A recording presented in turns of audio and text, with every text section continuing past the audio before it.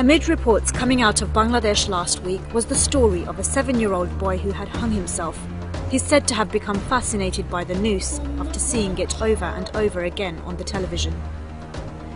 It's a grim consequence of the country's fierce political battles. The grey cylinders of Dhaka's Parliament building have long tolerated political bickering. But for the last month, this has spilled out into the streets, and as a result, more than 100 people have lost their lives. It's a result of this, a domestic court which has been set up to try alleged war criminals from Bangladesh's 1971 liberation struggle. The men in the dock stand accused of committing murder, rape, and forcing Hindus to convert to Islam. These are harrowing allegations against some of the most respected scholars in the country's Muslim ranks. The government says it's fulfilling an election promise which sought to bring closure to a horrific trauma. The opposition accuses it of carelessly opening a wound that threatens the stability of the nation.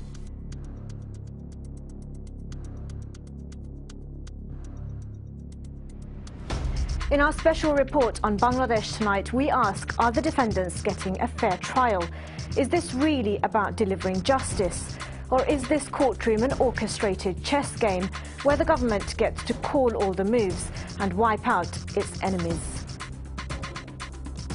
One member of Cabinet actually stated that anyone who gives evidence for Saidi will be considered to be a traitor of the nation and will be dealt with by the public accordingly. So that's the kind of environment that we were forced to operate under. The banner for the International Crimes Tribunal looks anything but impressive.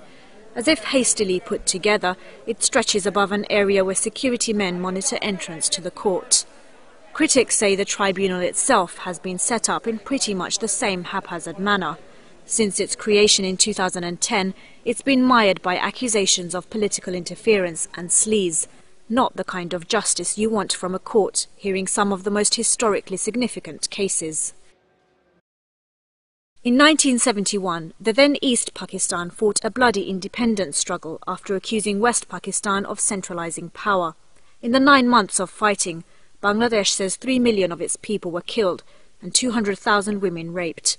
Roughly 8 million Bangladeshis were displaced. But the scale of the Pakistani army's attack can't be explained with just numbers on a screen. Watch it, this one's going!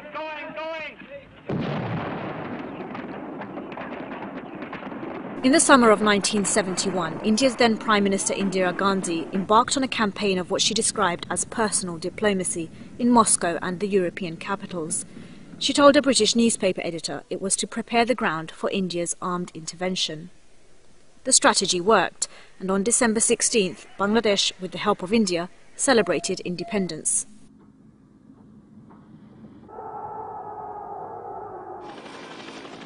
The war was to deepen regional hostilities between India and Pakistan, but in 1972 the three countries signed a tripartite act known as the Simla Agreement, in which Pakistan diplomatically recognized Bangladesh and the nations laid down the principles upon which future relations were to be governed.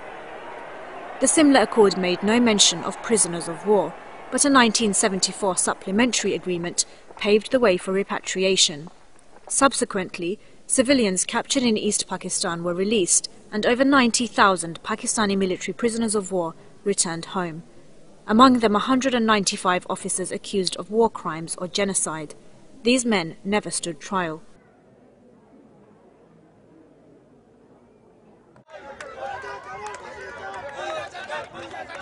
"42 years later, and it's as if it was all just yesterday." বাংলাদেশের বঙ্গভূমিতে থেকে যারা বাংলাকে ভালোবাসে না তাদের বঙ্গভূমি থাকার অধিকার নেই। আমরা তার ফাঁসির একান্তভাবে কাম্য করছি। আমি এখানে আসছি যুদ্ধ অপরাধীদের বিচার চাই। এরা আমাগো মা বোনের ইজ্জত মারছে, লক্ষ লক্ষ মানুষ শহীদ হয়েছে। এরা আমাদের স্বাধীনতা বিরোধী, এই স্বাধীনতা অপরাধে যারা তাদের সবাইর ফাঁসি চাই। The so-called war criminals these protesters are talking about are not the Pakistani army officers who were allowed to walk free, but a group of Bangladeshi men accused of collaborating with Pakistan during the war. It's all part of the ruling party's election promise, in which Prime Minister Sheikh Hasina of the Awami League Party pledged to try anyone responsible for war crimes. But opposition parties say the tribunal is a political tool which is designed to crush anyone who doesn't support the government. But unfortunately, Sheikh Hasina has taken a very rigid line. She is not listening to any side, any complaint or any sort of appeal. She is determined, and all these, the tribunals, and it was prefixed, judges, investigators, prosecutors, they had some sort of a political affiliation with Awami League, and this is what the opposition parties are complaining. Bangladesh's various political parties all accuse each other of having members who are war criminals, even the ruling Awami League party itself. But the people standing trial are only members of the opposition, which calls into question the government's real motives. Perhaps the most shocking names are a group of conservative men who belong to Jamaat-e-Islami, the country's largest Islamist party. The group campaigned against the independence war, but denies committing any atrocities. It's a key ally of the country's largest opposition group, the Bangladesh Nationalist Party. The men at the centre of this so-called trial are household names, renowned for their knowledge of Islam and respected throughout the world's Muslim communities.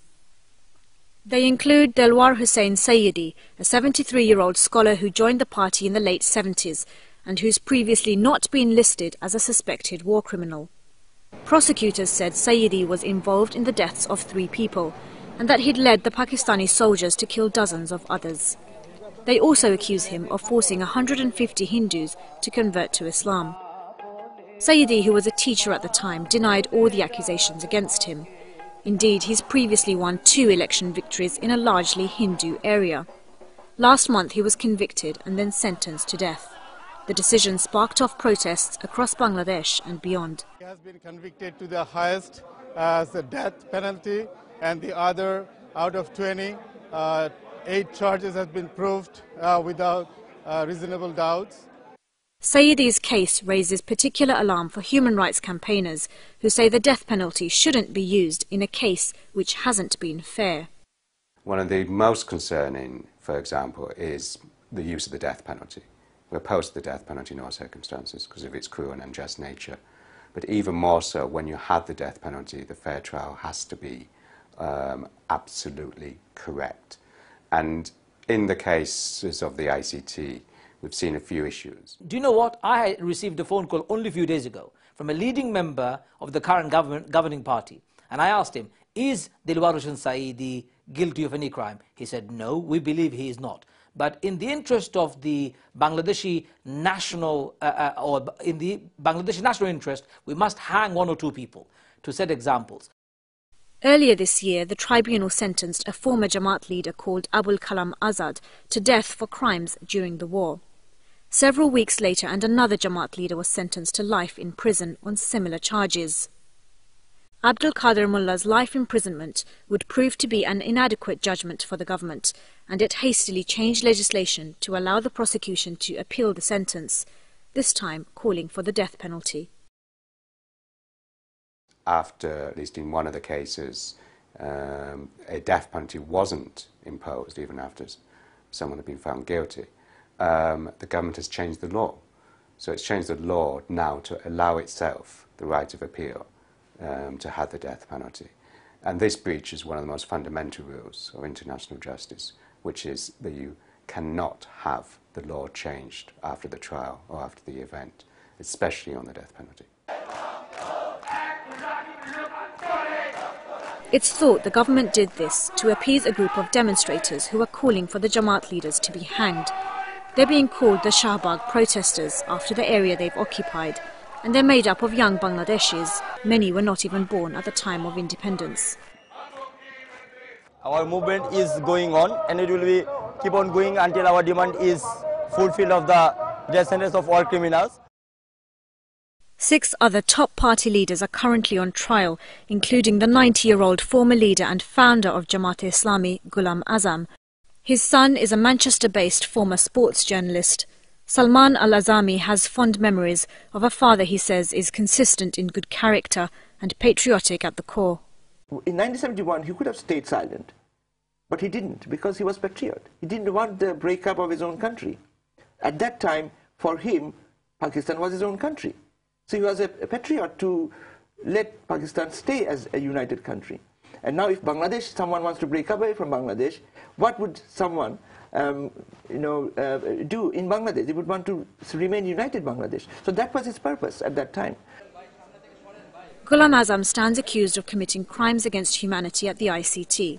He's accused of giving orders to kill, but he maintains there's no evidence to support this, as he's never held any type of military position. The court trying him was rapidly set up a year after Sheikh Hasina took office.